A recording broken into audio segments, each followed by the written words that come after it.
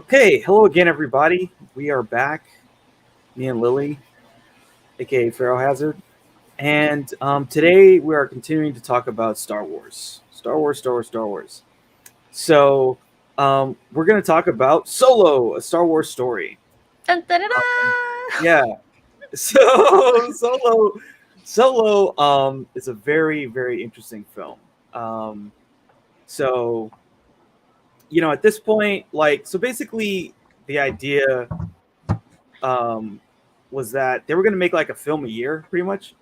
Star Wars. No, I'm serious. Have That fun with was that. yeah, that was the plan. Pandemic? Sorry. Oh my god, That is so ambitious, Like, and that's- I shouldn't be surprised. that's literally what they were trying to do. Like that, and that was the dictate from Disney. They were like, "You will make a film every year because we need our money back now." Yeah, we spent a lot of money on this, so Yeah. you gotta start, cranking that shit out. We don't care if it's good. Yeah, we really don't. Just don't lose money. Yeah. Exactly. And that was a problem for them. So the next thing we'll talk about is Rogue One. Rogue One was another part of it. So basically, they had these so pretty much what they wanted to do was they were going to do, a movie about Han Solo. They were going to do a movie about Boba Fett. They were going to do a movie about Obi-Wan.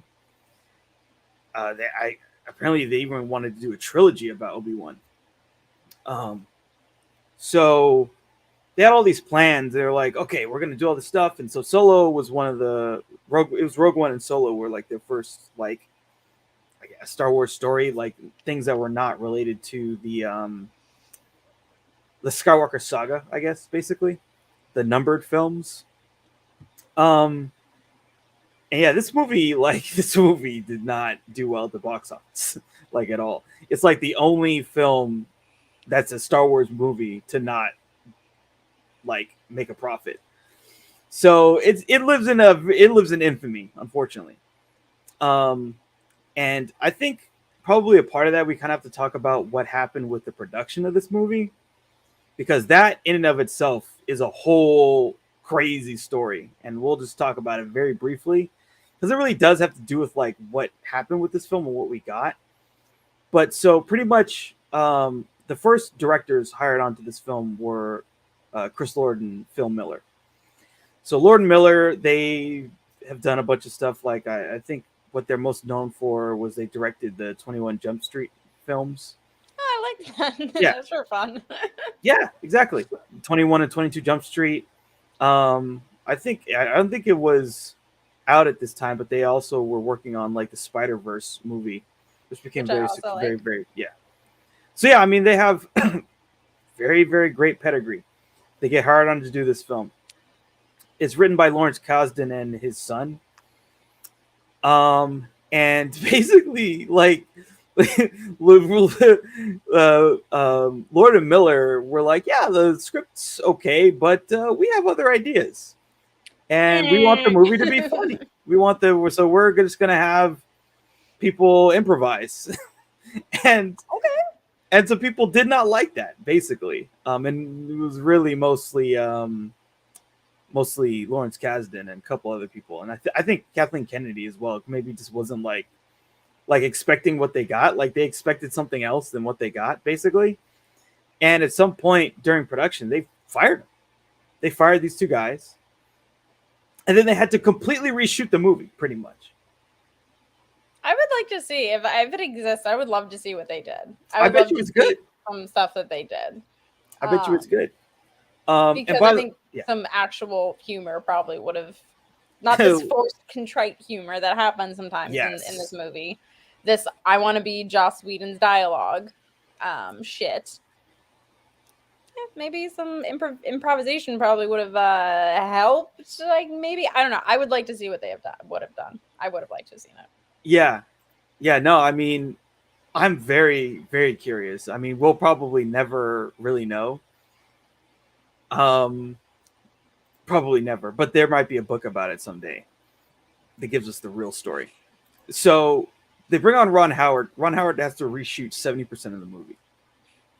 Crazy. So that ballooned the budget. He did a bunch of stuff where they recast people and changed the script. So Michael K. Williams was supposed to basically be the Dryden Voss character, but then they recast him and they brought in Paul Bettany instead because of scheduling conflicts, and a bunch of other changes were made. I think in the interim, while they were doing this whole changeover, they had to find a scapegoat. So of course, Alden Ehrenreich, it's his fault, right? Like it's his fault for some of this. So let's get an acting coach to talk to him, because why is it suddenly his fault that you fired 2 directors, have to refilm 70% of your movie instead of just, I don't know, waiting and seeing what happens? I mean, I know it's not my money, but like, yeah, let's blame the kid who this is the biggest thing that he has ever done up until this is I'm gonna have so many rants about that. Like, just everyone be prepared, because it's not his fault at all. No, it's definitely not his fault. But hey, I mean, you need scapegoats when you're making a Star Wars movie and it's going to be the first one to like not make a profit. Someone's head's got to roll, or someone needs to take the fall. He's just a sacrificial little lamb. Yeah, exactly. So yeah, this film had an uphill battle. It's also like, on the face of it, it's just a film, and we talked about this before. It's like a film where you have a huge uphill battle. It's a prequel. It's about a character who's very like the depiction is Harrison Ford, and so that's really hard to live up to. It's really hard for anybody. And so we know that it's not like Han's gonna die in this movie. No. It can only answer some questions for us in a way that maybe is sort of engaging. And so it can only really provide context. It can't really push us forward anywhere. I mean, Han had just, in 2015, Han died. I was gonna say, before this movie came out, we had just watched a beloved character literally get skewered by his own son and then die in a horrifically dramatic way. And now fans are just supposed to be like, hey, this is him when he's like 22. Yeah. He's got a girlfriend. Yeah. We're supposed to be excited? I think the timing was shit. I think the timing was absolutely shit. The timing was terrible. Also, killing off Han Solo was just the dumbest fucking thing you could possibly have done. Like, it was so stupid. I mean, they, Harrison Ford wanted him to die. That's fine. That's fine if he wanted him to die. I'm fucking pissed about it. I can say that. I'm allowed to fucking say that. Exactly. Sorry, Harrison. I respect the shit out of you, but fuck you. I don't want him to die that way. Exactly. Yeah, fly off of fucking the wherever he was on. He just flew to his death. I actually recently watched a video about why Han Solo's death was so fucking meaningless. Is because it doesn't do anything. It doesn't serve a purpose. Someone some Kylo Ren fuckboy might want to say that it was like, oh no, because it ultimately ate away at Kylo Ren about killing his own father. I'm like, no, it didn't. No, it didn't. Yeah, at least not right away. It didn't do anything, and it was it was insulting. And then we're supposed to just like, and again, I'm not blaming the young actor who played a young Han Solo. I'm not blaming him, but like we're supposed to stomach him dying by the hand of a shitty character in a shitty way, and then here's the new young guy. Yeah, here's the new young guy. He's driving something. You can maybe get adventures with him. Yeah, here's a supercharged speed bike or whatever the fuck it is he's driving. And have fun with that. It's Fast and the Furious with Han Solo. Yeah. There's just a lot that was not in this film's favor. Like so many things, so many choices that just, it's just not surprising that it didn't do well. And someone should have thought like, hey, maybe we're kind of setting ourselves up for failure here. Maybe we better to lead with the Obi-Wan movie with what's his name, with Ewan. Maybe that would have done better. Probably would have done a lot better. Probably would have been better. Pardon me. And also just like with Star Wars prequels, it notoriously don't do all that well. I mean, I thoroughly enjoyed Rogue One, but that's just different. But like, it's just. I don't know. I also just think the timing wasn't very good. The timing was so the bad. timing wasn't very good. Like the point you made, like the fact that the character, the actual person who played the character, and that character is dead. We saw him die. We saw him get killed. We saw him fall off that platform, and they never like recover his body. It's not like there's a funeral. No, like, there's no.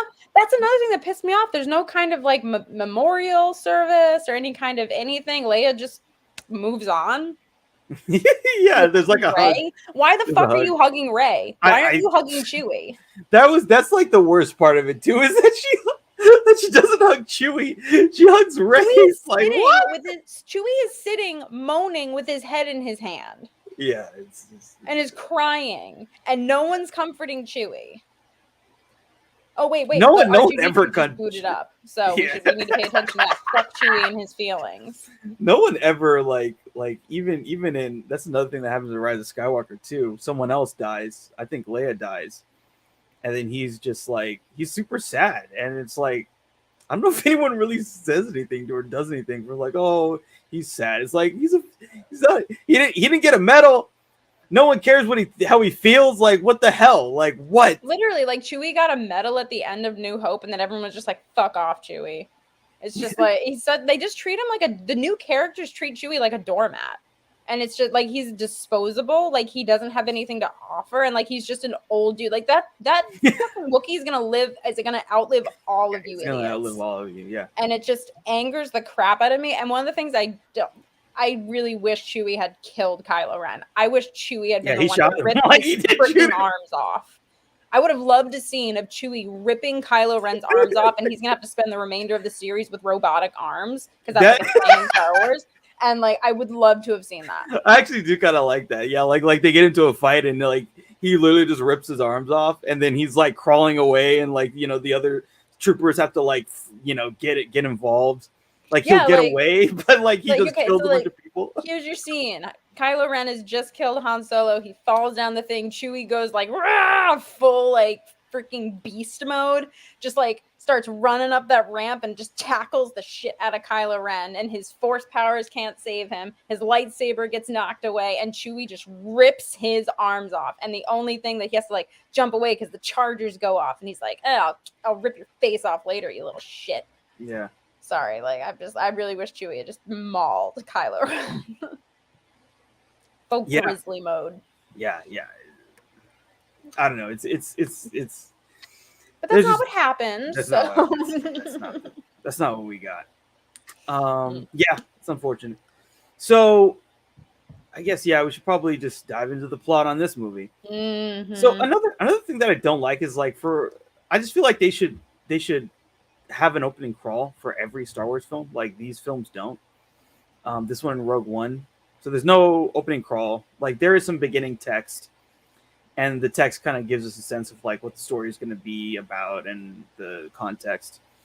And so it's like, it's a lawless time. There's crime syndicates that compete for resources like hyperfuel. And there's this character, they say like, Lady Proxima is forcing kids to steal stuff in exchange for protection. Okay. So, the beginning of the film, we see Han hot wiring a speeder. We see, he's got the dice that he keeps in the Falcon. He meets with Kira, and he's like, I sold this quaxium so we can leave together. We can get out of here, blah, blah, blah. We can, like they have like this cute love story, I guess. It depends on, again, it's like, we know this love is doomed from the start. Yeah, I don't know. I think it was pointless to give him a love interest. I think it was absolutely pointless. I don't give a shit about her. I know what's waiting for him at the end. Yeah, like his real love, Yeah. And they have a child together. Like, yeah, I've already seen him fall in love. I don't give a shit about Kira. Yeah. Emilia Clarke can be as gorgeous and as talented as she wants to be. You ain't no fucking Leia, sweetie. Yeah, exactly. Sorry, Daenerys, but you're not the one. You are not the one, sweetie. But I mean, I do kind of see, because like at the end there is kind of this kind of somberness, and you could kind of, I guess, sort of say, this kind of hardened him or something, like that's what they were going for. But again, like none of it worked. Yeah. It didn't, because he's all up Leia's ass. He really is. It doesn't harden him in any way towards love, because he sees Leia and he's like, that girl pisses me off. I really like her, though. Yeah, I really want to date her. Yeah, like, you think a princess and a guy like me? It's just like he says it in New Hope. He says it in A New Hope. Maybe he's doing it to annoy Luke, because I think he can tell, like, oh, maybe Luke thinks she's cute too, so I'm just gonna josh him a little bit, guys do that. But no, I think he's genuinely like into her from minute one, because she's tough, she's cool, she's brave. Like, Han's not gonna go for some waif. He's not gonna go for some like, oh, I'm so demure and he's gonna go for Leia, who the minute she gets free grabs a blaster and insults him. And him and Chewie, what she is like, get the walking carpet. Yeah, because I'm gonna get this walking carpet out of my way. Yeah, he's bossing everybody around. No reward is worth this. Yeah. Oh man, yeah. And again, just talking about this is just like, it's so sad. Like, to think of, like, I could be watching that movie instead of we're watching this, and it's not on the same level. And again, I don't blame Aldrin. It's all Ehrenreich? Alden Ehrenreich. Yeah. I don't blame him or Emilia Clarke. I think they're both fine actors. I do not think they have any romantic chemistry whatsoever. It feels like most things in this movie very forced. Yeah, very stiff. It's very stiff. It does not feel like these are two people who I assumed the first time I watched it, oh, maybe they've grown up together. Maybe they've both been orphans, and that's why they like are so clingy to each other, because they're the only like family and romantic love that they've had. Mm-hmm. Which again is still, even though they have no chemistry, is still way more mature than Anakin and Padme. Don't know how that works. No, yeah. But there isn't. They feel like brother and sister. I feel like I'm watching brothers and sisters. And maybe it would have been better if maybe she was a sibling or an adoptive sister or something like that. Or some, I don't know. Like he was looking out for it. Because, that kind of, because like what they do with her character, like the fact that she's basically owned by this guy. And she has that tattoo, like that would be very powerful kind of thing. Because like that shit really does happen. Yeah, if they were more like a brother-sister thing, or maybe she was younger and he was looking out for her and didn't want to watch her get sucked into the same cycle he's been in his whole life, and maybe make her a young adult, the spunky sidekick or something like that. So by the time we get to where she is when they reunite, it's like a fall from grace, and he's like, oh, great, I still didn't save her. Like we got out, but I just still didn't save her. I feel like that would have made his guilt complex more motivating. Yeah, because it would be interesting if like we meet her and she's like basically they use a different actor. Like they use an actor where she's like 12-ish or whatever. Yeah, preteen. Something like that. Yeah, like preteen, like 15 or 13, and then they use a different actor to make her look older. You still could have used Emilia Clarke. You still could have had Emilia Clarke play her as an older Kira. Exactly. Like, and then we see that like that difference, because then it's really like kind of stark when he meets the new her, who's Emilia Clarke, as opposed to a child. Yeah, instead of this fabricated love story, which is just not compelling at all, because you know how it's going to end. He's not going to end up with her. No, like we already know that. And they're again far better things for his life romantically. Like, absolutely. This doesn't compare to this contrived, forced love story. Yeah. Okay, so he stole this quaxium. He's like, oh, let's go leave Corellia together, blah, blah, blah. And, so then, of course, immediately he gets caught because, like, they're supposed to sell this quaxium to Lady Proxima. And so we then see Lady Proxima, which is this giant worm thing. I actually don't mind the design for Proxima, only because it gave me serious Legend vibes. Because there's a scene in Legend where the characters are going through like hell basically, and there's like this witch that rises up from the water, and it's fucking terrifying. Watching it as an adult is still terrifying. This puppet is scary as shit, and they gave me that kind of vibes. Like it's just this wormy creature that could just pull you in, and it's just like ugh. So it gave me like those kind of vibes, which I think is all these directors know each other, but like. Yeah, it gave me those kind of vibes. Where I don't mind the design of it. It wasn't, honestly, the first time I watched it, I was like, oh, that is not what I was expecting at all. Yeah. It's the only thing in the movie that surprised me. Yeah, it's pretty weird. And like, The only thing I don't like is like the voice they use for this character is like kind of weird. It's alien, so it's yeah. It would just be like, I feel like it'd be a bit better if they had it speak in like a different language, but it's whatever. There's a whole bunch of threats, and then Han gets out by I guess they don't like sunlight, so he like breaks a window, and then the sun comes through, and so they're weak against the light, and so they're able to escape. They get into a speeder chase. It's a car chase. Han does his thing. He Tokyo drifts his way out of it. Yep. Basically. So then they're gonna try and bribe an official to get out. They bribe this lady, but Kira gets caught before they can escape. And so then we get this freaking scene where Han's in a panic, and he's like, "Okay, so I want to become pilot. I want to join the Navy." He's like, "Okay, so what's your name?" "My name's Han." "Han what? Who are your people?" I don't know. It's like, okay, so your name is Solo. Han Solo. Because there's only one of you. Get it? Fuck you. Right? Fuck you. Like just fuck you. Like you did not need to tell me that his last name was given to him by an Imperial officer. No. It's just it's so insulting. The amount of times they just insult Han Solo is just,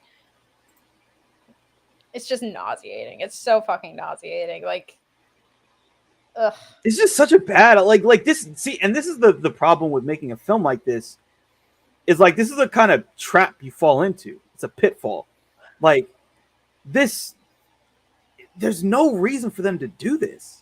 No, there's no reason for him to do it except to be like, "Hey, see what we did there?" And we're like, "Yeah, we don't like it." Exactly. That's exactly what our reaction. It's like, "Oh, I do see it, and I fucking hate it. I hate it so much."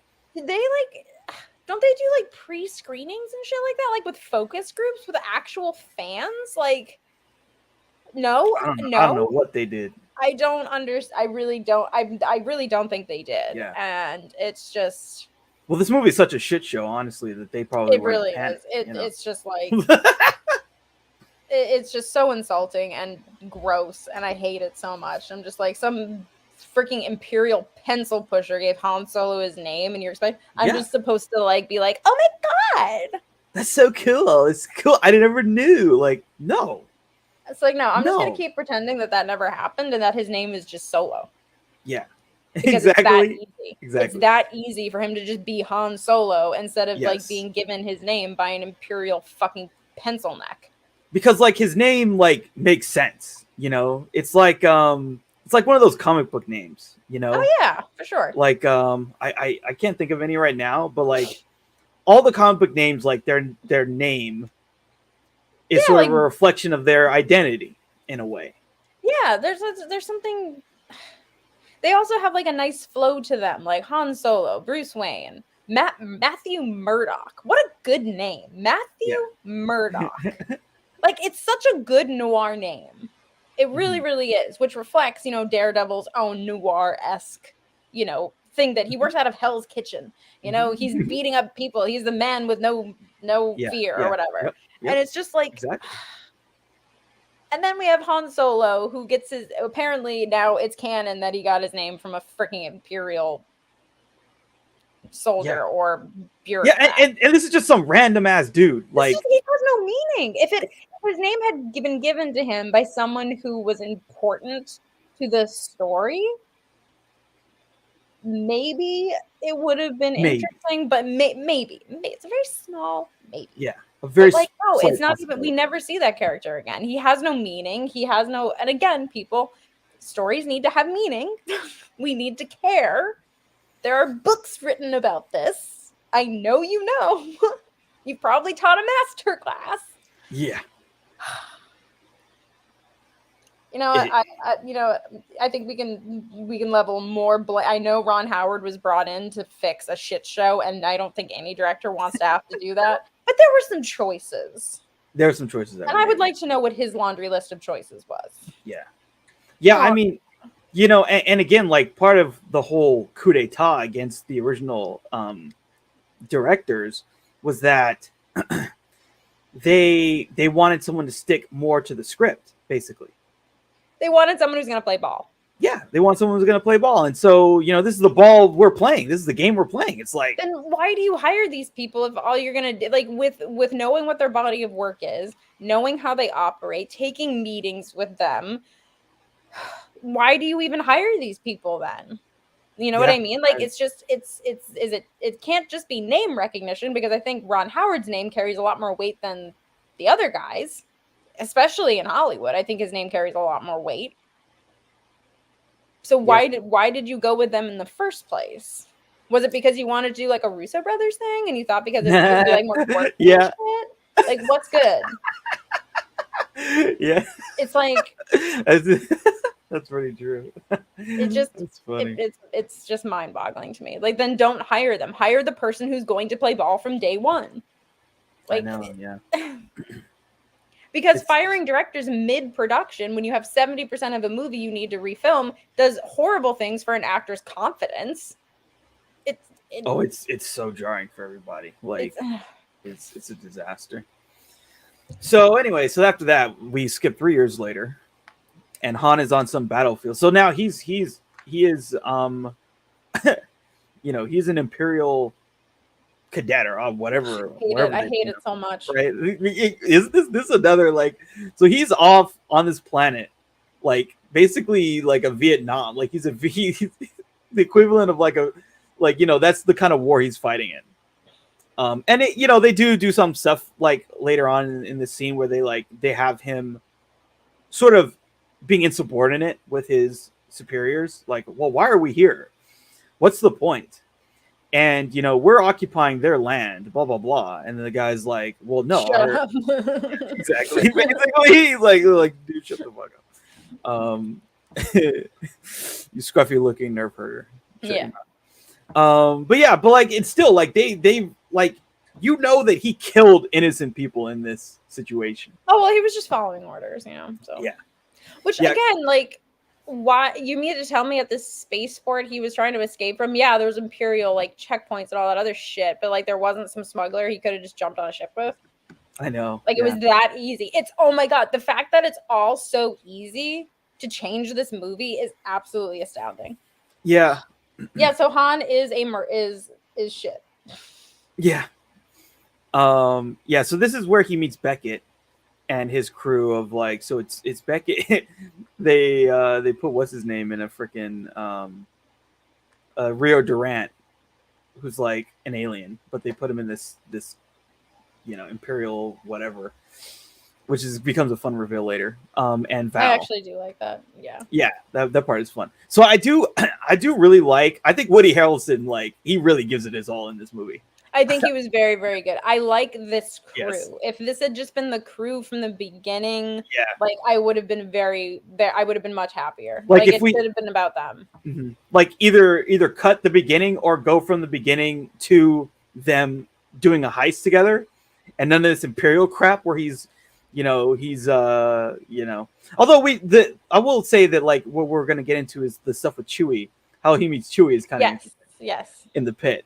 But you could do something similar. But yeah, I mean, I agree with you. Like, the crew is good, and I think Woody Harrelson is really a fun character because, like, they kind of like present him as like a proto Han, or like, yes, he's very much a proto Han. But like, it's like they want to have presented like, oh, Han saw this guy, took some of what he was about, but Han was still sort of Han. He's always been a hustler in a way. So he meets with these people. They like, he's like, hey, I want to be with you guys. I want to get the hell out of here. And they're like, no, dude, we're not gonna have you tag along. It's not happening. And they end up sort of screwing Han over, and they're like, oh, this guy is a deserter. And since he was already insubordinate, they're like, "Oh yeah, he's definitely a deserter. Throw him in the pit and feed him to the beast." So he gets thrown in this thing, and hey, guess who's down there? It's Chewbacca. So they're fighting in the mud, and Chewbacca's like, they're like, "Oh yeah, the Wookiee hasn't eaten in like a month." So it's just so awful. It's just like Chewie's just like literally a prisoner that is starving. Like, yeah, I mean, Chewie's going to eat Han. Like, there is no way. Like, he's definitely going to eat Han. Like, if Han hadn't done his little thing where he's like, I speak some Wookiee, then proceeds to speak fluent Wookiee throughout the entire. Fluent Wookiee. Yeah. Be like, I speak Wookiee. Yeah, that line pisses me off so much. Sorry. I only speak a little bit, and then you say some eloquent sentence, and you're like, you say an eloquent sentence, and then you interpret for him for the next 40 years. Yeah, for the next 40 years. But anyway, like, yeah, I do really love the scene when him and Wookiee meet, or not Wookiee, when him and Chewbacca meet, and I think it's very sweet, honestly. Yeah, it's fun, I think it's how some friendships do, do begin in real life, which is sometimes it's in a very stressful situation and you rely on one another. Yeah, it's in a bad situation. They're both prisoners, and he's like, oh, hey, if you throw me through this thing, the thing will collapse, and then you can eat them and not me. It's like, okay. And so they do this little okey doke. The prisoners, they're like, the wardens or whatever fall into the pit. They kill them. And then they decide to try and escape. And then, this is another fun thing is like, so Beckett and his crew, they stole the ship. And Chewie's trying to go the other way. And Han's like, no, we got to go this way because my really good friends are going to help us out. There's some comedy. Yeah. And he's like, they're flying away. And then like, what's his name? Rio. It's like, I'm really kind of liking this guy. The Wookiee, and then he says something like, you never had a deeper sleep than curled up in a Wookiee's lap. I know, like, I bet that's actually true. I bet that is actually true. I would love to snuggle with Chewbacca. I bet he's just so warm, and I bet he's really soft, and I bet he makes a little purring noise when he sleeps that'll just lull you right. Yeah, he probably does. Like, I bet it's true. I want to know what the story is about why he was curled up in a Wookiee's lap. Yeah. He met up with a Wookiee at some that guy did, and Wookiees become kind of rare. Like in the last film. So we watched episode 3 before this, and in that on Kashyyyk there was this massacre. It was a subjugation of Kashyyyk, and it's awful. Yeah. It's absolutely awful. And in this movie, we still see the Wookiees are fucked. I mean, Wookiees are fucked in this, unfortunately. So, then they turn back and they grab him like, see, they're my really good friends. So that was kind of fun. Again, this stuff is like kind of good. Like if the movie was just like Han and some of the interpolitics of these different crime syndicates that we kind of learn about, if it was just that and just like do like a couple different heists and like, the film could have been fine, but they gave us a lot of other trash. And way too much trash. That didn't matter. None of it mattered. Yeah, this movie really, at heart, needed to be a Han Chewie movie. Yes. Like that's the stuff that we actually kind of like and care about. Is that relationship? Oh, by the way, they never tell us about the life debt. Like one thing that maybe could have been interesting to present to us, they don't present to us in this movie. And so they give us his last name from an Imperial officer and some other trash that we don't want, that he actually, joined the Imperial Navy and was killing people. But we don't get to see the life debt. Okay. Interesting part. Yeah, we see him make the Kessel Run in less than 12 parsecs or 12 parsecs. I'm like, I already knew he did that. I don't give a shit about because the Kessel Run looks fucking stupid. I'm just like, that's it. That's it. Okay. Yeah. Like it's who cares? Like we already knew he did it. We already knew. The one thing you could tell us that might be new, you don't. You avoid it. It's just easier to just show them something that they've already imagined countless times over the years that is probably way better and way more interesting than what we came up with. What is it, like another fucking space worm or some shit? Or I don't remember. I think it's it's like a space octopus, or or like a tentacruel. That's what I would call it. Yeah, not the best. But anyway, so they are basically going to do this heist of some coaxium on a train. It's the Great Train Robbery. So they have this plan, and they're like, one of the things that's kind of gets involved. They're like, oh yeah, well, was the infant's nest? They're not going to show up. Don't worry about it. It's not going to happen. Right. I hate this plot. I hate this plot so fucking much. I hate it. Everything about it I think is terrible. It's so useless. One thing I will say is this train heist sequence I think is very well done. Oh yeah, I think it's very good. It's definitely pulling from like a Western theme and stuff like that. You have your crew, everyone is a trope. You have your sharpshooter, you got your pilot, you got your quick draw who's the lead, you got your muscle, and you got the new guy. Mm-hmm. You have all of the Western tropes are there. Yeah. And so that part of it is that's the thing. There's parts of this movie that I find fun. Yeah. But then I can't ignore the dumb choices that were made with it, which makes it inherently very forgettable and then less fun. Yes. Because it's just bogged down. Yeah, it bogs it way down. It just bogs it down. It's like watching a ship slowly sink. And you're like, maybe someone will come along and maybe salvage it. And I'm like, no, it's just gonna fucking go. It's just going. It's almost like watching the Titanic go towards the iceberg. and not being able to stop them. Yeah, you just can't stop them. Like, no, don't do it. No, there's an iceberg. No, and they just keep going. And they're just like, what the da. We need more power, please. I'd like some tea and crumpets, please. Yeah. Where's my tea and crumpets? It's like, okay, you're going towards that iceberg, and I'm telling you, gonna power right through an arch. That's sad. A lot of people died, but it was a stupid mistake. They should not have been going that fast. But anyway, Anyway, so this, and like one thing I will say too. So again, we watched, the last film we watched was Revenge of the Sith, and like just seeing the contrast in the way the production value, the way it feels, the way they make the world feel real, it is such a huge contrast between those movies where you can tell everything's a green screen. You can tell. I will say stylistically, this movie is very good.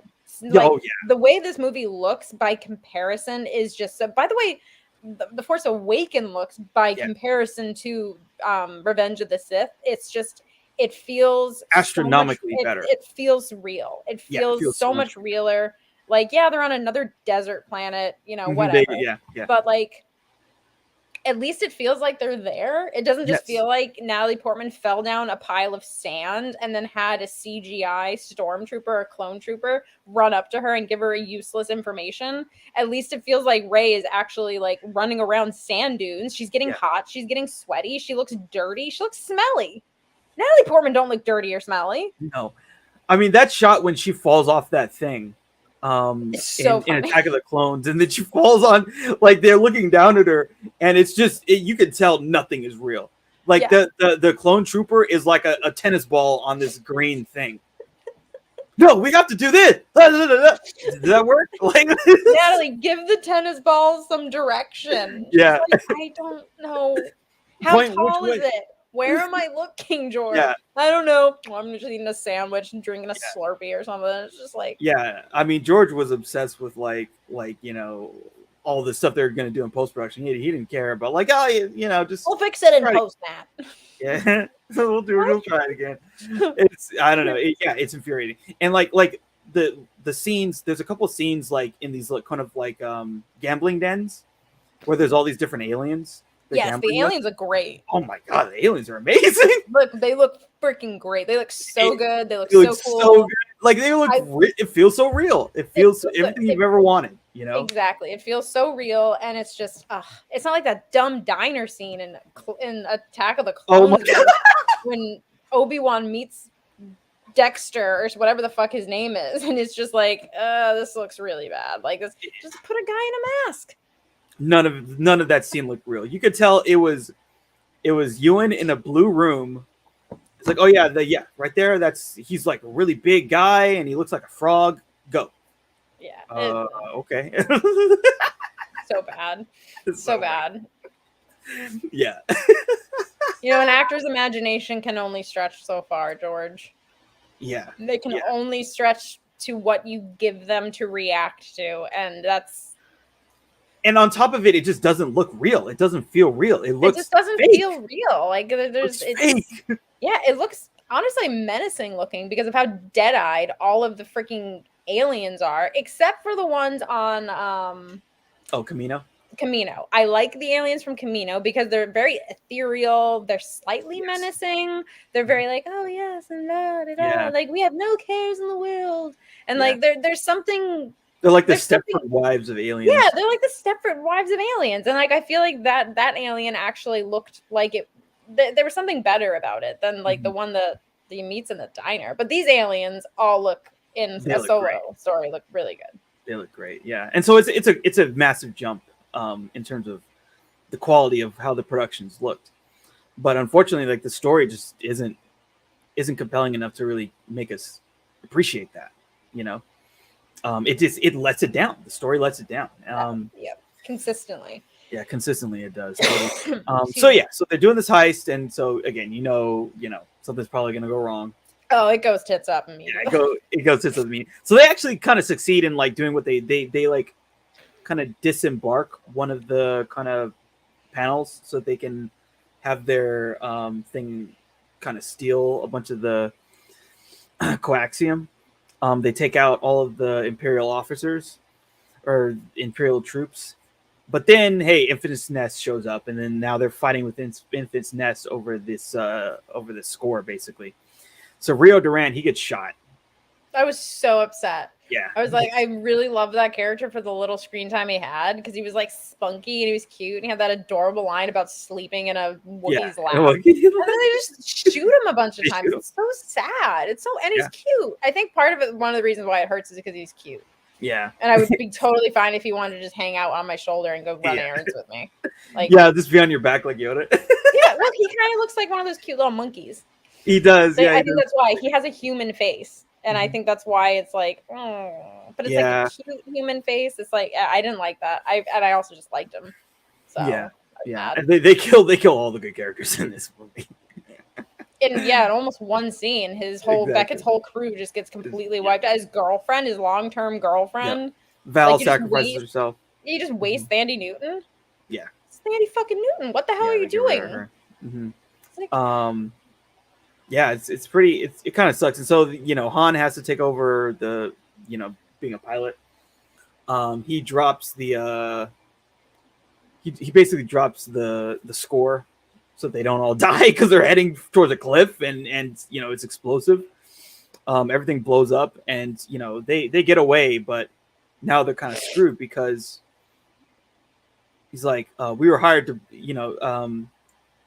Beckett's like, we were hired by Crimson Dawn to steal coaxium. And so Dryden Voss is going to put a price on our heads for failing. And so we have to plead to him to not kill us, So now they're in a bunch of trouble. So like he was just doing, again, it's like this whole thing. They always say, oh yeah, it's just one more score, one more deal, and then we'll be fine, blah, blah, blah. Then we'll move on. No, now you're in deep shit. So they're like, okay, we got to go to his yacht and, beg for forgiveness. Okay. So we get the scene on the yacht. It's kind of cool.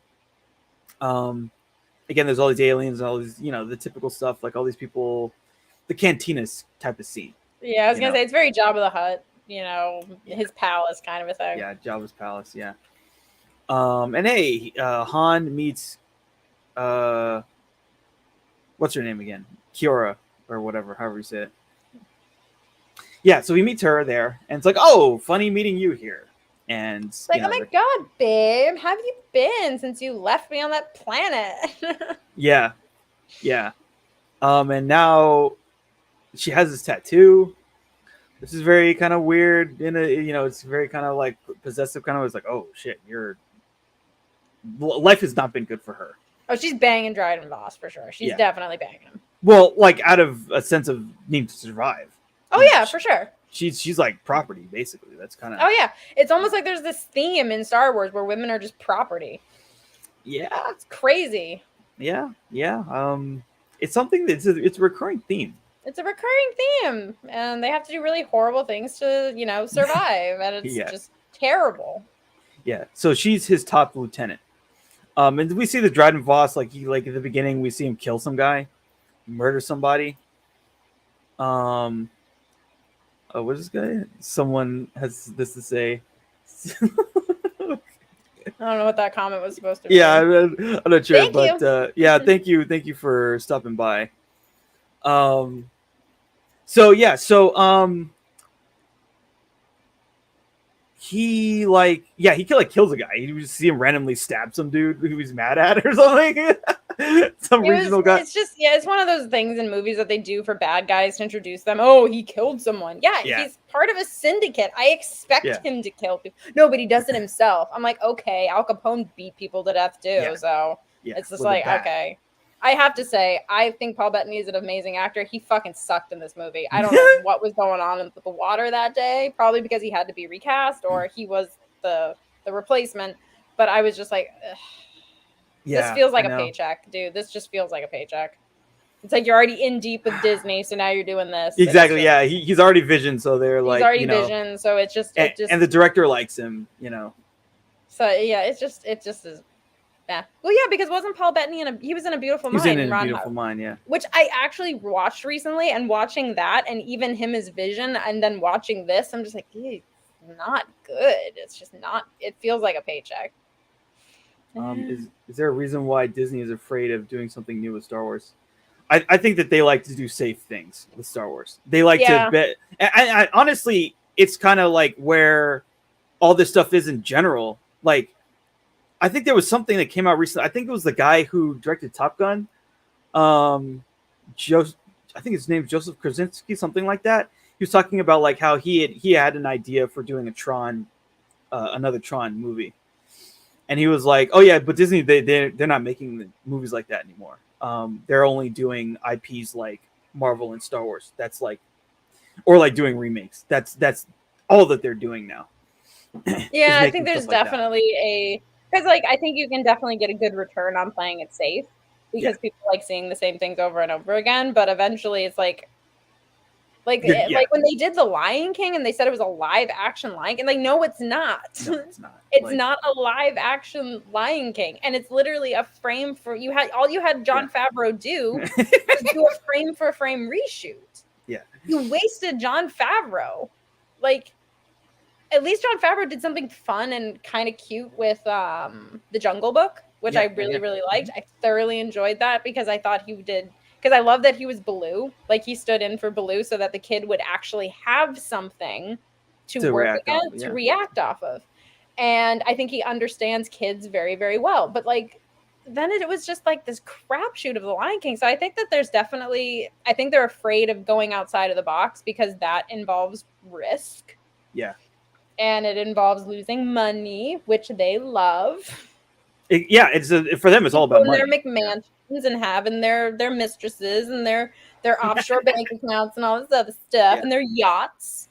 Like the executives at Disney are Dryden Voss. Like, that's who they are.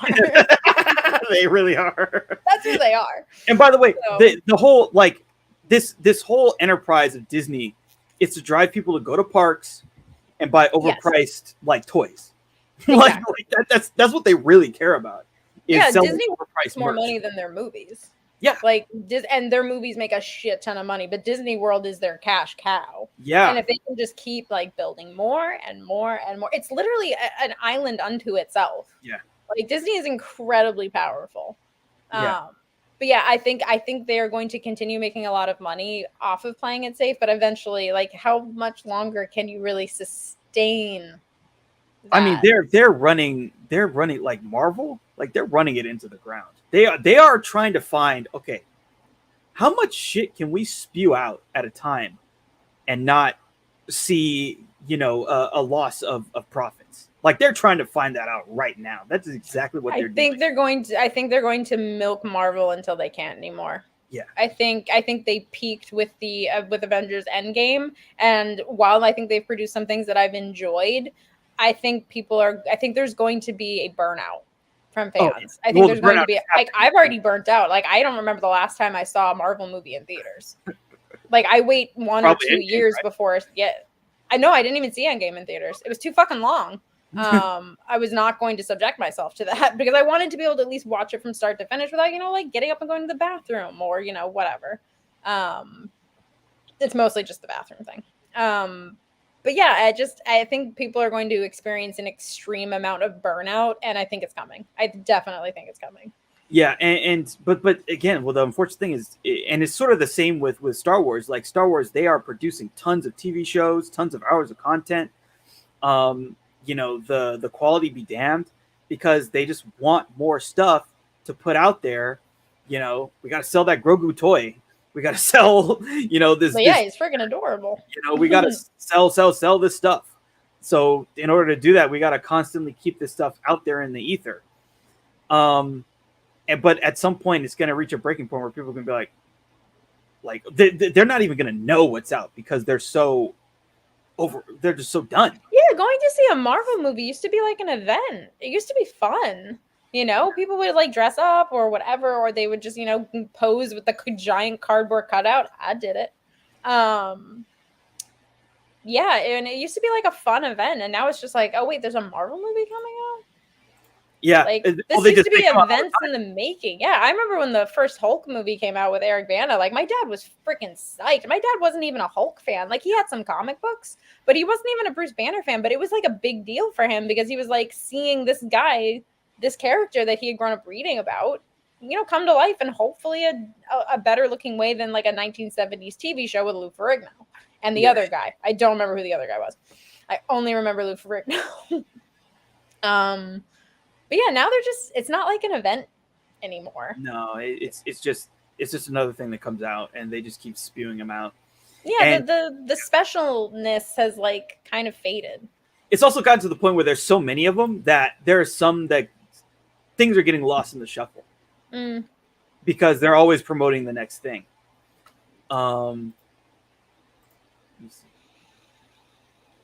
If I had superpowers, I would have invisibility, so I could shoplift. Okay. Hey, whatever you want to do, whatever floats your boat, just don't get caught. One of my favorite things from like the show The Boys, I think it's The Boys or something, like there was some, it might have maybe actually, no, it was Shazam. Shazam, like one of the kids was like, oh yeah, if I had a superpower, I'd be invisible. He's like, why would you want to be invisible? Like, well, and he sort of like, he made this affirmation about like, it was kind of about himself. Like he felt like he was invisible, like people didn't see him. But then he also kind of goes off on a tangent. It's like, but invisibility is like the one kind of creepy power. Cause like the thing you're really doing is spying on people and stuff. I thought that was really funny. Whatever good intentions you might have just to have the ability to be invisible will always be corrupted. Yeah. Because it's easy. Because you can. It's like, was the character translucent? Like, why is your name even translucent? That doesn't even mean invisible. I know, it's so stupid. It's so bad. I actually haven't seen the new season of The Boys. I'm kind of waiting so I can binge it, so they're all out. Yeah, it's out now. Okay, yeah. I want to watch it all in order. Plus, like, I did read a spoiler about one thing that happens in The Boys, and I just don't really have the stomach for certain things anymore. Oh, and octopus. Yeah, I can't, because I know how intelligent they are, and I love octopus.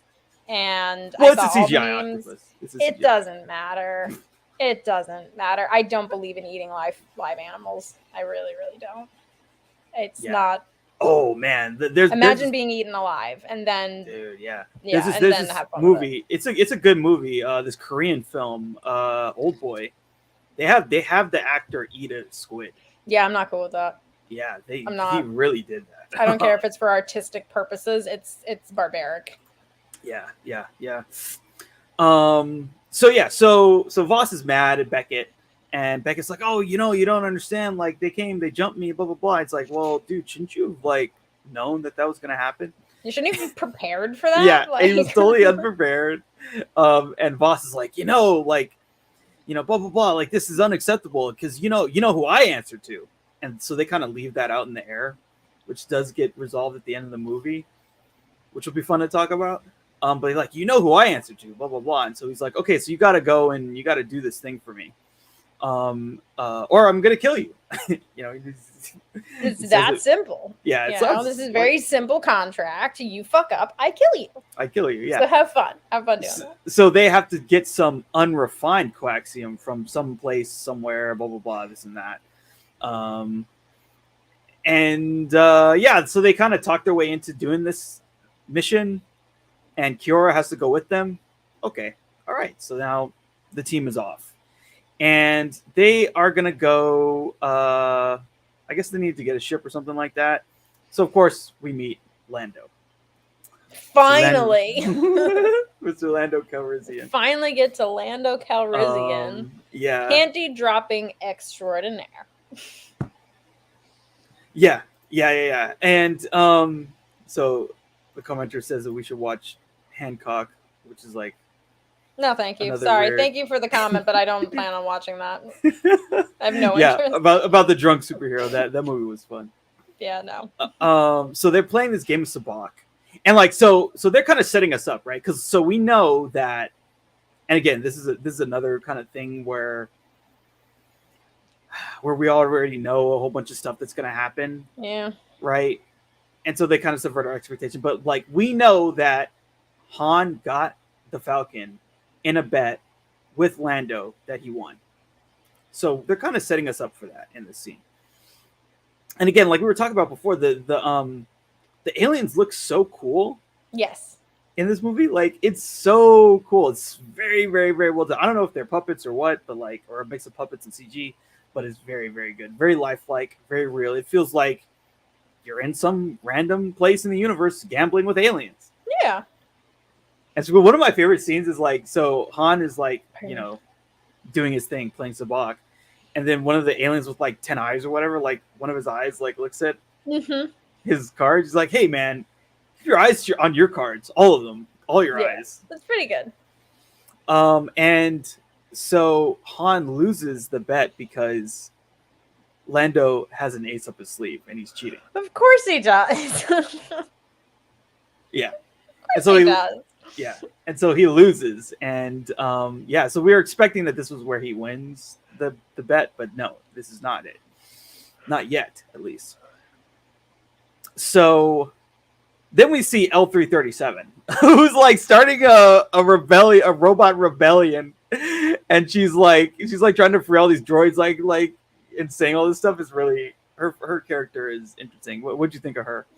Oh, she's one of my favorite parts of the movie. It's just tragic that they decided to once again kill a droid. Kill the droid, yeah. It just makes me mad. But I love L3. I thought she was great. I also feel like, is she in love with Lando? Oh, yeah, I think she's in love with Lando. Like there's something seriously like she's into him. There's like a scene where it's like L3 is talking to Kira, and it's like, oh yeah, it's so weird. Like he's really just into me, but I'm I love that. You know, I'm not ready for a commitment. I'm just not ready for a commitment. And then Kira's I love it. Like, would that work? And she's like, oh yeah, it'll work. Oh, it'll work.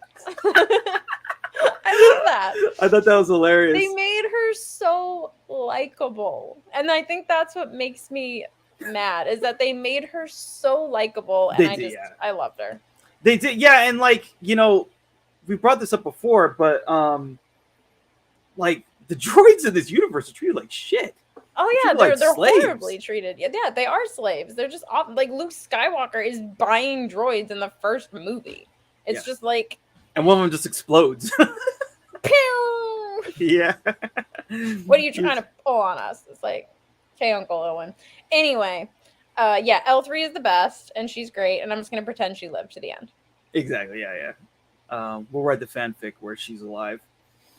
And freeing droids and like starting a rebellion. Technically, she's alive. Yeah. Technically, but it's I didn't like it. Yeah, it's pretty dumb. Yeah. It's like, look, we saved her. It's like, I can't interact with her. She doesn't have any more cool, quippy dialogue about how she's up. She doesn't get to free any more droids, which is what she does in this movie. Yeah. Continue. All the good things are destroyed in this movie. Yes, literally, all the good things are destroyed. So then they join the crew. They get the Falcon got impounded. It's got like the what are they? Do they have that around where you live, where they put that lock on the wheel? The boot. The boot, yeah. Well, that's what we call it. I mean, that's what we call it too. Yeah, the boot. Yeah. They do, but more in major cities. I don't think in my town they would. I think they just stick a ticket on you or tow you. Yeah. But yeah, they put the boot on the Falcon, and so Chewie and Beckett gotta get him out.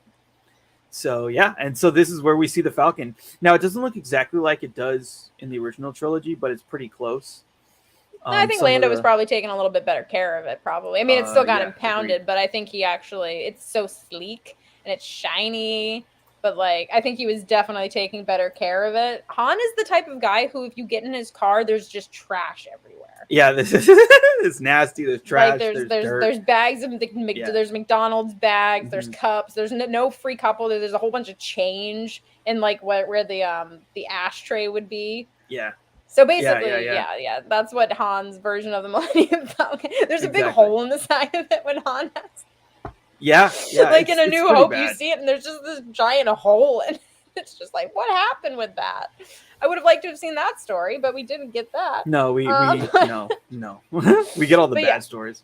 Yeah, the Falcon's a little impounded at the moment. Yeah, so they free the Falcon, and they're off on their mission, and we get some cutesy scenes. Kira and Han make out. I guess we're supposed to care about them being together. We don't. Again, we know it doesn't work out. And it's not like this relationship. Yeah, it's not like this relationship pushes him in any direction. No, it doesn't really motivate him. He's just like, oh, you eventually got out. Cool. What are you doing now? And she's like, I'm still in indentured servitude. Yeah. You see this? And I'm having to bang some guy to stay alive. How are you doing, though? Han? Yeah, exactly. How are you? How are you doing? Yeah. Then later on, Beckett says this line: "Assume everyone will betray you, and you'll never be disappointed." See, that actually does feel like something that Han carries with him through the original trilogy. Assume everyone is going to betray you. Not anything with Kira, but that line specifically. Because he does. He walks around like he's not going to have any attachments because assume everyone's going to betray you. Except Chewie. Yep. Because Chewie actually proves that, no, man, I'm not going to fuck you over. We're bros. And again, that's because that would be because of the life debt too. Yes. At least that's what kind of makes sense. It's like, yeah, I'm indebted to you, so I'm not going to betray you. But we, that's like a thing they didn't put together. They didn't show us that either. And yeah, you're totally right. That is how he acts until, he decides, okay, I'm going to go and join the fight. Mm-hmm. And at the end of A New Hope, he joins the fight. He blows up that ship. He literally does some cowboy shit. Yeehaw! Yeah, he literally says, blow this ship and let's get out of here. He's literally foghorn leghorning that shit. Yeah, it's a great moment. Yosemite Sam. That's who I'm saying. Yosemite Sam. He's literally Yosemite Sam. And even by Empire Strikes Back, he's still super defensive about letting people in, but he wants Leia to get in. But she's not. Yes. She's not letting it. Yes. The only person that he's even remotely there's some bonding going on with him and Luke. But again, that's because he pulled through for Luke at the end of A New Hope. That's why. And that's when they all become friends. And that's when they all become friends. But yeah, in the second movie, he's like, dude, I gotta go because there's a big number on my head. And that's a selfless thing he's trying to do. That's a selfless I'm gonna bring a lot more heat than you need, so that's why I should probably go. It's not safe for you guys for me to be here. And of course, Leia is just butthurt about it because she's like, I don't want you to go because I love you. I love it so much. Anyway. Yeah, exactly. But let me make out with my brother to make you jealous.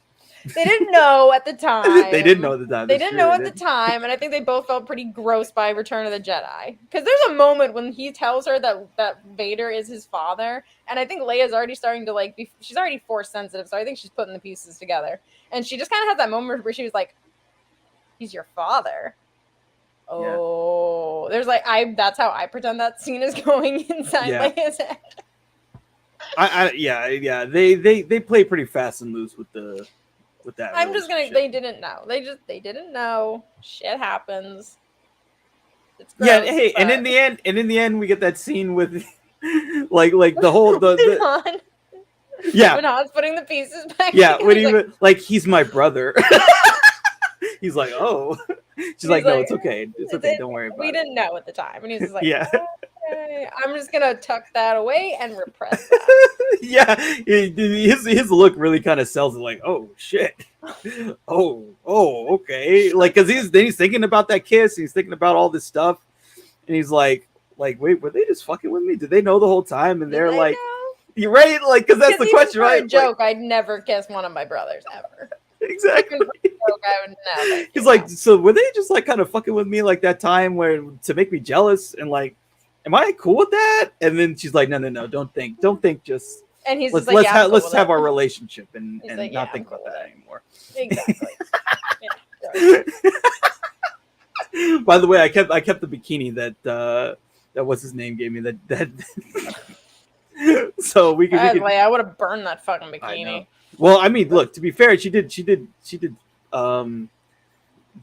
the shit out of Jabba. She killed the shit out of Jabba. Like, not someone else, not the Wookiee, not Han, not Luke, not Lando. She fucking choked him to death. Yeah, she literally choked him to death, and it was great. So we give you points for that. Okay, so they're gonna go and steal this coaxium, this raw coaxium from this mining planet. Okay, so their plan is, okay, we're gonna have Han and Chewie, we're gonna set them up as prisoners, but they're a decoy. All right, so they're doing this thing. They go in there, they take these guys out. L3 starts freeing some droids, which is fun. Oh, yeah, she starts having her own little like droid liberation. Yeah, she's liberating droids. Yeah, they have like an inhibitor or something like, oh, this is barbaric, and she knocks the inhibitor off, like, just do whatever you want, you're free. And then he frees. So then the droid frees other droids, and then those droids free prisoners. And there's a prison break. Yeah, and some of those prisoners are Wookiees.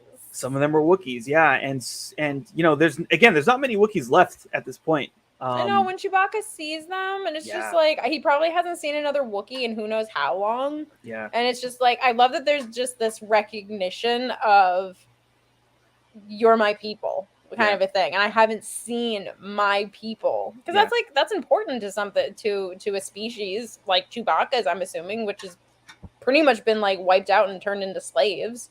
So I love that there's that recognition. Mm-hmm. We see in what was that? The Book of Boba Fett. There's this one. Basically, some Wookiee's been turned into gladiators.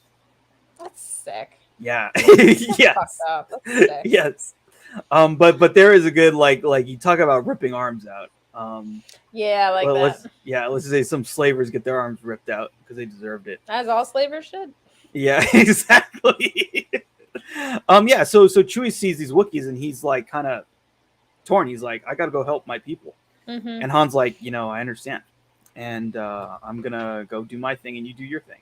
Yeah, if we meet again, cool. If not, dude, I hope you make it. Like, exactly. I hope you make it out of here. Exactly. I like that. Yeah, and so there's a whole rebellion going on now, and so Han gets the loot. He's dragging it out, but he gets into trouble, and then Chewie saves him. They take out the raw coaxium. There's this massive firefight outside of this mine, and L3 dies. Yeah, I hate that. Or at least gets mortally wounded. So L3 dies. They get on the ship. They're flying away. They're gonna do the Kessel Run. L3 is uploaded into the ship's nanocomputer so they can do shit or whatever it was. It was something for maps. The navigation. Yeah, the navigation. Yeah. And so then they do the Kessel Run, and then we see the Kessel Run. So what did you think of this scene? It's lame. It's lame. I thought it was lame. Yeah. So it's pretty. It's fun and exciting in the moment, but when you think about it, I'm just like, that's the Kessel Run? I'm like, okay. No one should be able to do that. Yeah. You have a giant squid monster or some shit in space. Yeah, it's just like... And they're trying to escape this maelstrom. Yeah, and I get that, like, you're supposed to set the stakes very high for our characters and for our heroes so that when they overcome them, there's, like, this elation, and we're like, oh, okay, cool. We feel my blood pressure can go back down again. But the payoff was just, I should have felt good afterwards, and I just was like, okay. Yeah. There's so many moments, I think part of it, too, is there's so many times where I just want to tune out. because I don't find the movie all that interesting. So I'm just kind of tuning out. So when something happens, I'm just kind of like, oh, okay, I'm just going to go back to playing solitaire while I listen to this movie. Yeah. Because solitaire is holding my attention. Yeah, exactly. Like, oh, where should I move this one? Yeah. Boom, on another game. Cool. Yeah. One thing I did like, they do play the Empire Strikes Back music in the scene, which is very cool. Callback. I did not notice that. Sorry. Yeah, so you know the music that they play when Han is like he goes into the asteroid field. Yeah. Okay. Yeah. So they play that. Yeah, they play that. That was cool. I did like that. Okay, so yeah, they're going through the maelstrom. This creature gets consumed by it. They jump to light speed. It fails at first, then it works, and then they're able to get out. Okay, great. Blah blah blah blah blah. So then they're on this planet, and they're like trying to, these people on this planet, they're gonna turn the coaxium into making it usable fuel. So it's like turning oil into gas. Basically, that's what they do. Cool. So then, yeah, Infant Ness shows up again. And then like Han's like, yeah, I got see that freighter over there? I got 30 guys in there, and they're gonna come out and they're gonna like come out blasting, and then like Lando just leaves. He's like, bye. Yeah, he's like, he pieces out and he just bounces. It's great. And like, oops. That didn't pay off all that well for you. And so then Infant's Nest basically says, okay, so we're actually allies of the rebellion. And that's why we're stealing all this stuff. And that's why you should be on our side. And so then basically they're like, they think about it. They're like, okay, so yeah, I think we should team up with them because like, the Empire sucks. Like I think everyone, one thing they all have in common is they all hate the Empire. Empire bad. Yeah, it sucks. The Empire sucks, and it's got to go away. So, but Beckett is not down for it. He walks out on him. So they're like, okay, we're gonna double cross Dryden Voss. All right. So then they have this meeting with him, and they're talking with him, and he's like, yeah, show me the. He's basically like, yeah, show me the, show me the goods. I need to see it. I want to see it. And he's like, okay, here you go. It's like, wow, this looks really real, but it's not real. Like, I know that you double crossed me because Beckett told me that you're going to double cross me. But then we have this thing where they knew the double cross was going to come. So then they crossed the double cross. It's very convoluted. It is a little convoluted. I like the idea, but maybe the execution's not totally there. I mean, there's just a lot of things that they leave us wanting in this movie, I'd say. But this was kind of funny where it's like, oh yeah, well, we expected you to double cross us, so we double crossed you, blah, blah, blah, blah, blah, blah, blah. So anyway, so then Dryden's army gets taken out. He has his private army. They get taken out by Infant's Nest. Beckett is then like, oh shit, this is kind of like a little different situation. So then he kills Beckett's men, Dryden Voss's men there. He takes the coaxium with him and Chewie, and he's going to try and, get the money and bounce. There's this fight scene that happens. Han and Voss and Kiora are fighting together. Kiora ends up killing him with like a sword or some shit. And yeah, so then Dryden Voss is dead. And like, but then she's like, oh, you have to leave. You have to go save Chewie. Just go away. Just go away, basically. Yeah, just like get lost for a few minutes. Yeah. And then she's like, oh yeah, of course I'm gonna come back. Don't worry, just blah blah blah, just go away. And then he goes after Beckett. She then calls a dude on the phone who turns out to be Darth Maul. Okay. So this is interesting. So like, this is another curious thing, a curious choice. And so before Voss was talking about, oh, you know who I work for, and this is the guy he works for is Darth Maul. So in the last film that we saw with Darth Maul, he got chopped in half and he fell down. I don't know what you would call that, but I don't know how you come back from that. But how do you come back from that? Now, one thing I will say is in some of the other material, like the cartoons, like there's more Maul stuff, so when we know why he lived, but. Which is also kind of a problem. Is like, okay, so you're reintroducing this guy, and we have no idea why he's alive. Yeah, because if you don't watch the Attack of the or the Clone Wars or whatever the cartoon's called, like you have no idea why he's there. If you're just a casual viewer, if you've seen all the movies but you're not like a fan of the extended universe, you're gonna have no idea why he's there. I didn't know why he was there. I thought it didn't make me. Again, it was just kind of like, okay. Yeah, it's like, well, what? What? I was just kind of like, okay, I don't really care all that much. I really didn't. I was just like, this means nothing to me if I don't know why he's still alive. Yeah. Or seeing it happen. I don't know that many people who can get cut in half and still live and not die from shock and trauma and blood loss. Yeah. Cut in half, fall down some massive shaft to like he falls so far. We see him hit something and then he splits in half. It's like, he lived through that?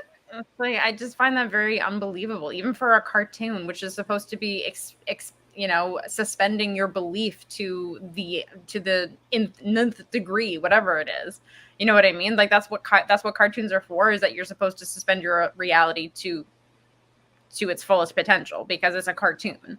But like, these are walking, talking people. It's not believable for Star Wars. Even for Star Wars, this is not believable. Exactly. It's a stretch. It's a stretch. So Kiara basically tells him this, oh yeah, like, you know, Beckett turned on him and killed all of them. I'm the only one who lived, blah, blah, blah. She lies. But now she takes over his part of the syndicate. And then Maul's like, you and I will be working much closely from now on, blah, blah, blah. Okay. So that's her choice. She chose to take over the syndicate and, you know. Okay, power move, more power to you. Yeah. Okay. She does the power move. Han confronts Beckett and he shoots first. And he kills him. I don't like that ended up happening. Okay. I don't like that he killed Beckett. Yeah, I mean, there's a lot of ways Beckett could have died. I just don't think they should have killed him at all. I feel like it would have been nice for him to just like see the light and maybe like help the children gang. Yeah. Or something. Maybe become a mentor to them. Maybe like teach them some of his tricks and stuff like that. Maybe organize them a little bit better. Maybe like, hey, by the way, it's really obvious when you're coming. Maybe some you know. Yeah, stealth speeders. Maybe some stealth stuff would be better. Take off, like, because everyone can see you coming from a mile away, which looks cool because you're kids and you're stupid. But like, I feel like I would have liked to see Beckett like become like a father figure or a mentor to them. Like, I didn't like that he died because I liked him. I liked him so much that it just felt so wrong. And it wasn't like I just thought of it. I know that the student is supposed to surpass the master, but like, I feel like it just wasn't. I just didn't like it. Yeah. Yeah. So then he dies. Then Han watches Kiara leave, and he's kind of sad, and I think Chewie kind of gives him a little hug or something. Yeah. He's like, I like that. Yeah, Chewie probably. Yeah. I mean, Chewie's his only real friend. Yeah. You know, yeah, he really sticks with him. You know, he's very, very loyal. I feel like that's something that Wookiees are just probably known for, is that, you know, the loyalty side of things. And honestly, I think he just likes Han. I think he likes him. You know, like, there's a thing that scientists say that like elephants look at us and have the same reaction we have when we see something cute. Oh, really? That's interesting. And I think that's what Chewie sees when he sees Han. I think he's just like, oh, he's something so cute. He's like a pet. I think Han is just a pet. Yeah, Han's his pet. Yeah, Han is the pet. Han is the pet. And I think Chewie probably sees him like, you know, I'm actually the muscle. Like, you're gonna die. Like he would have been long dead without Chewie, for sure. Oh, absolutely. I think Chewie just looks out for him, because I think he just genuinely likes him as a person. Yeah, no, for sure. And so at the end of the movie, then they give us the scene. So Han goes, he's on some other planet. We see another gambling den, another Sabbat game. He sort of confronts Lando, like makes it seem like he's mad at him. Yeah. He's like, oh, I'm just joking. And then he takes the ace out of his sleeve. And you know, they play, and this is it. This is the scene where it happens. They do the famous bet, and it's like, oh well, I'm all in. And then he's like, oh, I'm gonna beat you, and then like the ace is gone. And so then Han wins the Millennium Falcon, and we kind of see him fly off, and that's how it happened. So so did this, was this satisfying? Was that seeing that Sabat game satisfying? The way they set it up? Yeah, exactly. It's just another one of those things I'd imagine that scene and it wasn't really that cool. I do like the first scene though. I do like that one. I think Alden Ehrenreich and Donald Glover have good chemistry. I like them together. They do, yeah. I thought they were good. They were really good. And I think, Woody Harrelson was pretty. I think Woody Harrelson gives a more believable performance because I don't think he's treating it like a paycheck the way that I feel like Paul Bettany's performance comes across as just a paycheck, just a favor. It's like, I'll do a week of filming. I'll do a week of filming because you're in a jam, Ron. It's no problem. I met my wife because of you. So who's Jennifer Connelly? So I feel like I wonder if Ron Howard holds that over his head. He's like, you're only married to Jennifer Connelly because I cast you. So I mean, that would make me do, you want me to do a shitty you want me to do a shitty movie? Okay, I'm in. I'm pretty happy. Yeah, exactly. So there's okay. So that's the end of the film. There's just a lot of forgettableness with this movie. There's just a lot of stuff that just kind of they just kind of missed the opportunities that were there. It was already a hard sell from the jump, but I think they went in some directions that just didn't help. The whole getting his name from an Imperial officer, terrible. A lot of the setup of like what we're actually doing in the film just doesn't really, it's not really very appealing. This movie should have really just been about Han and Chewie at its core. That's what it should have been about. Yeah. It would have been nice to see the Life Debt being a part of that. Because that's really the best parts of the movie is the two of them together. Yeah, absolutely. The two of them together is just fantastic because that's who I care about. Yeah. That's I don't care about Kira. I like Beckett, but I don't really care about him. I don't care about, I think a Chewie and Han movie would have been good with a supporting character of Lando because I love that trio. I just love that whole dynamic. It's great. And I would have liked to have seen Lando actually be more of a ladies' man. I know that sounds crazy because L3's up his butt and it's implied that him and Kira, like they flirt with each other hard. They do, yeah. I would have. And she's wearing his capes and shit. She's wearing his capes and she's comfortable enough with Lando to wear his clothing. Yeah. Like, that should tell you something. But, I would have loved to have seen more of the ladies' man charmer that we got with Empire Strikes Back. Because he's up Leia's butt. From the jump. From the jump, he's like, well. He literally says, well. Yeah, he does. He really does, yeah. But yeah, it just, what we got is what we have. Yeah. But, I think what frustrates me is that we've talked so much about the missed opportunities that seem so obvious to tell a better story. And I feel like if we're able to pick up on that, and some people can just go and watch a movie and not care about these things. Yeah. And that's fine. I think that's what this movie, that type of audience is this movie's bread and butter. Yes. But since we know so much about it and we care so much, it just stings that this is what we got. It's just it's such a letdown. It is, unfortunately. It was a tough sell from the start, but they also just made a lot of choices that made things even harder for them. And the end result with all the, behind the scenes drama was a film that was not well received, was a flop. And, it's very forgettable.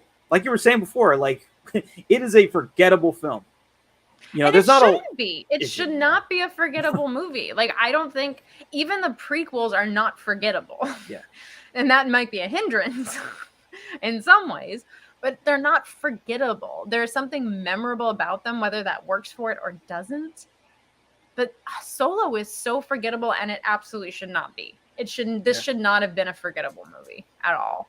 And the fact that it is, it just makes me kind of sad because I just think about what you were saying earlier about them just blaming Alden Ehrenreich, I'm just like, that is so unprofessional. That is so inappropriate. That's so unprofessional. Like, oh, he just needed acting lessons. I'm like, then why did you hire him? Yeah. That makes you look bad. Yeah. Like, we're not... Because everyone in town wanted the job. Oh my God, yeah. And he's virtually an unknown, and they could have cast anyone that they wanted. So clearly he had something during a probably lengthy audition process that he probably couldn't tell anyone about. And you just shit on his moment? Like, that sucks. Yeah. Because I don't think he's a bad actor. I think the material he was given was crap. And that's not his fault. Yeah, he did not do another movie after this. For a long time. Like, his IMDb page was, like, barren for a while. Yeah, so he's in 2 movies that are coming out next year. Good. But, like, that's 5 years. For an actor, that's like a death sentence. That's a death sentence. And you'll forever be the guy who played Han Solo, who was not Harrison Ford. Yeah, who was not Harrison Ford, and the movie flopped, and they blamed you for it. Like, ooh, yeah. And fans blamed you for it without actually taking time to be rational and think about it. That's really nice. He'll never go to a Comic-Con. Yeah. He'll never go to the Star Wars thing that they have in, like, Germany or whatever. Yeah, he'll never go to Star Wars Celebration. He'll never get to enjoy his moment. Mm-hmm. He might, but it'll be a Jar Jar situation. It'll be like in a decade, and people will be like, "Oh, we were mean." Right, but like in the time they like crucify you. Yeah. But yeah, then 10 years later they're like, "Oh, maybe we're a little too harsh." Yeah. You think these are like human beings that have emotions and feelings, and like it's hard to separate themselves from the character because that's their job, is to put themselves into this. And again, I would love for any of these trolls who, well, I shouldn't say that, the people who genuinely think it was his fault, who aren't trolls, who are psychotic. I would love for any of them to try and be Han Solo for real in a movie. I would love to try and see you do the mental gymnastics of stepping into the shoes of such an iconic character. Yeah. I would love to see you do it. You know what, Alden, if you're watching this, which you probably aren't, boo, come over to Star Trek. It's not as great. There's still some toxic, horrible people, but come to Star Trek, boo. I would love to see him in a Star Trek show. Yeah. And just grin at the camera. Yeah. Yeah. I would have cast him as Kirk, actually. He would have been a good Kirk. He would have been a cool Kirk. He would have been a really good Kirk. I mean, the guy that they got is fine. He's fine. Mm-hmm. But, like, I would have loved to have seen Alden, like, come over to Star Trek and be Kirk and just, like, grin at that camera and be like, look at me now. Yeah, yeah. I'm on the other side. The better side. Is it that one? Might be for him. Might be for him, yeah. Because he's been through some shit. So, yeah, I mean, that just sucks. Like, the fact that he basically he got no work for 5 years after this movie. That is... I wonder if maybe any of that might have been personal choice, too, because of Backlash. Right. I wonder if he just took some time to be like, I need to be away from this for a while. Is this really what I want to do? There was actor Josh Hartnett. I love him. Yeah, so he basically semi-retired. Yeah. He married someone who was in the UK. He moved to the UK. They had kids. He took care of his kids, and he prioritized his kids over his career. Yeah, he was out of it for a while, and then all of a sudden, my sister told me to watch Penny Dreadful, and I was like, okay, I like gross horror, and he was in it, and I was like, where were you? Like, you were amazing. Yeah. Like, he was so good in that role. I still haven't seen the final season because I'm not, you know, I don't want it to be over. But he was, and have you watched Penny Dreadful? No, I haven't watched it. I think I've heard a bit about it. Well, there's a reveal that comes with his character. Okay. And the payoff is perfect. Yeah. It is so perfect. And he's so wonderful. And him and Ava Green have just such a tragic, like, love story. And it's wonderful. It's absolutely wonderful. And he's amazing. And I was like, God damn. And then I just watched a movie. Oh God, it was a Jason Statham movie. Yeah, Wrath of Man is probably Wrath of Man. He had a bit part in that. I didn't even recognize him at first. I was like, what? You're a supporting character? That's crazy. Him and Guy Ritchie, like he's in almost every Guy Ritchie movie now. Guy Ritchie just did another movie, yeah. And I mean, again, like it's kind of funny, but like he's basically now a UK actor. Like he does any UK productions. Good for him. Yeah. And again, like he made the choice. Like I'm gonna be with my family and my kids. That's my priority. Good for him. I mean, like I think that's healthy. You know, I think that's great. Like because it's fleeting. Like you can't. It is. Like you can't take away like when you're making this fucking Star Wars movie and the whole world is blaming you and they're attacking you and they're treating you like shit and the fans are toxic and it's insane and your mental health is going to shit. Like. And this the fucked up thing is like that's the thing people dream about. It's like, oh man, if I could be in a Star Wars movie and I could do all this stuff, it'd be so fun. And like where my career is going to go after that, it'd be amazing. And then you get there and then you get shit on, and it's like, and you feel like you're the worst person in the world. Getting away from that sounds like a good time to me. Yeah, moving to another country, just being a dad, you know, doing what you want to do, prioritizing what you've probably put on hold. Because, I'll do it after this project. I'll do it after this project. Oh, gotta pay. I have a whole entourage of people I have to pay. You know, like I was watching another documentary about Elvis's final days as well. And something his cousin was saying to him a year leading up to his death was like, dude, just take some time off. Like you were spiraling. Nothing that you're doing is healthy for you. And Elvis looked at him and he was just like, I have a payroll. And it's just like, because he was literally just putting himself through hell. Yeah. Performing when he didn't want to anymore. So he would pay people because he owed people money, or the colonel was like literally, oh my God. One guy was the fucking colonel. He literally dropped $500,000 at just gambling in one night. And that wasn't his in like money. 1964 or something like that. This was just the 70s in Vegas, and he dropped $500,000 at craps or some shit like that. Have you that seen wasn't his money. The Elvis movie? Not yet. I'm waiting for it to stream because I do really like it, and I love Baz Luhrmann. I think he's such a weirdo. Like I love his movies. Like I love Romeo and Juliet. I freaking like. Oh my God, what's his name? Who plays Tybalt? Oh, I don't know. Oh shit, it's good. John Leguizamo. One of my favorite character actors. Him as Tybalt is like, mwah.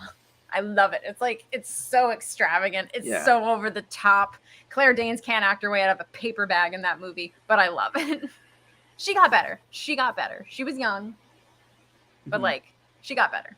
But like, I love how weird their parents are. Their parents are so gross. Like, especially Juliet's parents are just like, they're just so weird. And I love it. I love it. I love that movie. Yeah. But that movie like really kind of undersold. Like it showed you just like how toxic that relationship was. Like he just, and like the thing, and I really kind of appreciate this because like this is when you know things are bad, when someone says, "Oh yeah, sign that contract and don't talk to a lawyer." Yeah, don't ask questions. And they have that scene in that movie, and it's like, ooh, shit, that's bad. That is bad. And yeah, he just took him for a ride and. Like, oh, he's a little cash cow. He didn't care how sick he was. He didn't care how unhealthy he was. Yeah. He didn't care how much, like, how many pills or whatever it was he was taking. He was taking shit that was stronger, that was prescribed to cancer patients at the time, that was stronger than morphine. And it's like, and you know, a lot of his friends who were interviewed for this documentary were just like, you know, we were taking them too. It's like we were all taking them. And then they finally actually saw a real doctor, and he was like, you need to go to sleep. You don't need any more prescriptions. You need to sleep. They were all sleep deprived. They were staying up for days and days on end, just going on benders. And it was just the fact that any of his friends are even still alive is a miracle. I think it's probably because they saw what happened to him. Yeah, they got straightened out. And they were like, that's where we're going. Yeah. And it's horrible. Yeah. Like, I mean, and he was like 42 or something. He was very young. And one of his friends was just like, I was angry that he had the balls to die that young. He did not deserve to die that. He's like, a lot of them said that they were mad at him after he died. Like they were sad, but they were mad at the Colonel and they were mad at Elvis because they were like, he could have stopped. And maybe he just didn't want to. Maybe he was just like, I mean, the Colonel really killed him. Oh yeah. I mean, the Colonel fucking killed him. Like if he had more money and didn't have to like do all this shit and then didn't get, scammed into doing the shit that he ended up doing at the end, the whole Vegas situation, like he could have lived a better life, but he got corralled into being, like you said, the cash cow. Yeah. And how convenient that a guy who has a gambling addiction takes this person to Las Vegas when there were some mob associations at the time. Oh, there was, yeah. And it's like, it's like you're pretty sure that there was some kind of other deal, maybe clear some debts, maybe, some shit like that. Maybe you owe some really dangerous people some money. Yeah, some people that'll fucking kill you.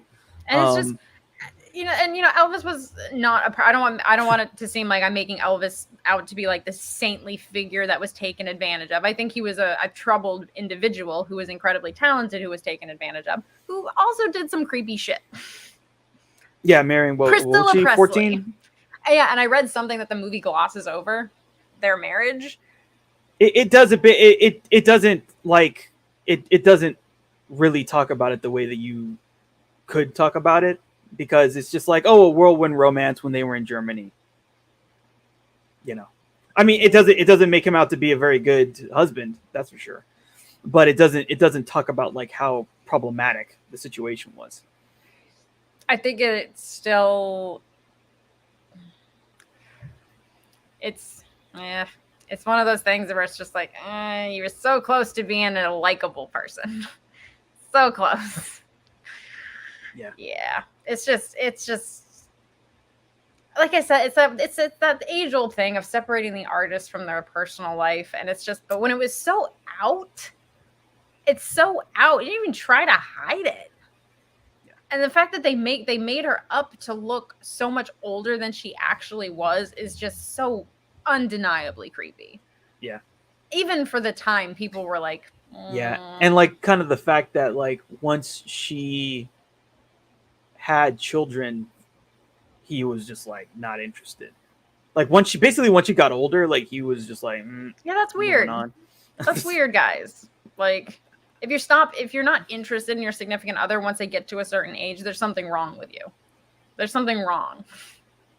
Because I thought love is supposed to, transcend all of that stuff. Yeah, and the other thing too is like, again, like he's the type of person where it's very easy to have access to all kinds of people because he's so famous. Oh yeah, like people will literally throw their daughters at them at a person, and I'm like, that's weird. Which is disgusting. It's weird. I mean, there's even like, and this is again a thing that happened in real life. Like at the Vegas shows, he would just start making out with people, like literally, like, and yeah, and I think they even show I saw somewhere the video of like the real Elvis. Like he does a show. He's walking around the crowd, shaking hands, and he's just like making out with women, like, and while his wife is right there, and it's like, dude, like, well, this is what you signed up for. It's like, really, because like Bon Jovi and his wife have been together for like 40 years, and I've never seen him make out with someone at a show before. It's like Alice Cooper and his wife have been together. I don't know if they're still married, but I know that he was married to at least a woman for like 30 years or something like that. Sometimes they make it work. Sometimes they make it work. I think it just depends on the person and how much excess they go through. Gene Simmons, I don't think did a drug ever, not once, which is surprising. My mom, I think, read a book. My mom went on a Gene Simmons kick. She doesn't even like Kiss. But like, she was like, yeah, he never did drug. He never did anything. I'm like, who wrote the biography, Mom? Yeah. Did he? I mean, maybe they didn't. Some of them don't. Yeah. Some of them, it really is just about the art form. My dog is so cute right now. It's its own weird subculture. You know what I mean? It's its own creepy, weird subculture. And there's always a young teenage girl involved at some point. It's always that at some point. It's like, yeah. Life on the road. Well, I think this will be the end of our Solo and Elvis review. Although, we haven't. She hasn't seen Elvis. I've seen Elvis. Elvis is pretty good. I'll see it. Kind of long, but pretty good. So, Until next time, everybody, take care. Goodbye, and may the force be with you. Live long and prosper.